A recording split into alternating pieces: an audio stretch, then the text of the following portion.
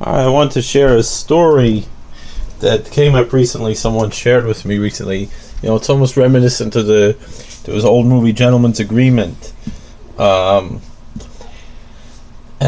where there was a reporter who pretended to be a Jew to find out about anti-Semitism, and there's similar stories like this in recent times. There's reporters that go in with a yarmulke to different, walking around in France and get cursed at and things in different neighborhoods. Here in Sullivan County, rather interesting story. There was a woman from the community. She grew up Orthodox. It's not Orthodox anymore, but her children are. One of her sons is, and her grandchildren. And she went to go to her granddaughter's graduation in Kiryas Joel. And out of respect, she dressed up in a Orthodox fashion. She covered her hair with a snood to be respectful. So on the way back home, she didn't bother to take off her snood as she was driving. And she's driving along in Route 17, and she got stopped by a sheriff and for going 66 in a 55 zone. And then she said, "Why am I being stopped?" And she shows the license registration. And then she takes off her head covering. And the sheriff saw, "Oh, it's you." And she showed her ID, where she works, someone in the county. And she said, "Oh, it's you." First he said license registration. Then when she took off her head covering, he said, "Oh," and he let her go. That was near Bloomingburg.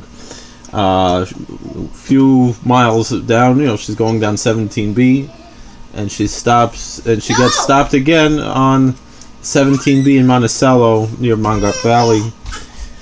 And same thing, the officer pulls her over.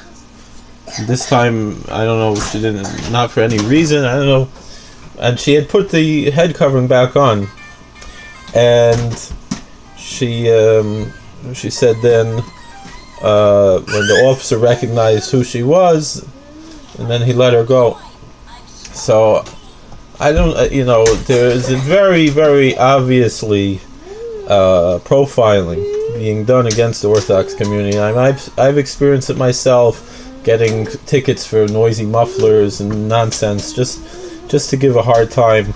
And my wife has experienced, and now here's someone who's not herself, not even generally doesn't dress like this, and doesn't practice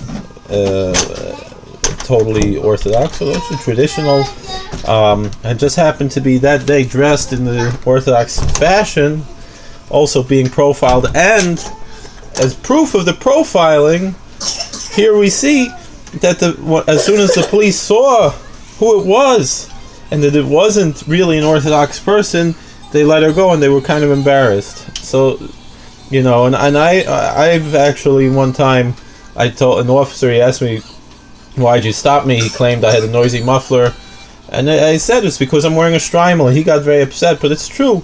This is what they do, and it's very shameful. My family has been in law enforcement for generations. My father was a police officer for New York City. My grandfather was a police officer for New York State. I've worked in corrections and similar, now working in similar in chaplaincy, and it's really quite shocking, the type of profiling that's going on.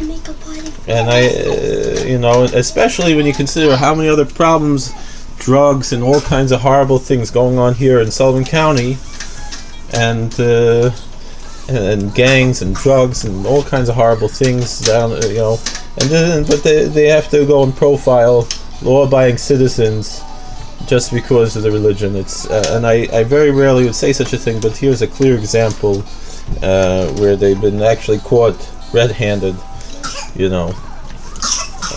Sorry to have to share this, and it's very shameful and shocking here in this beautiful area that we live, that we have to feel so uncomfortable. I lived in the South, and I did not have this type of profiling. There was respect. and it was very nice. And here in New York, that claims to be liberal is actually more fascistic and closed-minded than anywhere else. All right. Well, God bless, and I hope things get better in the future. Take care.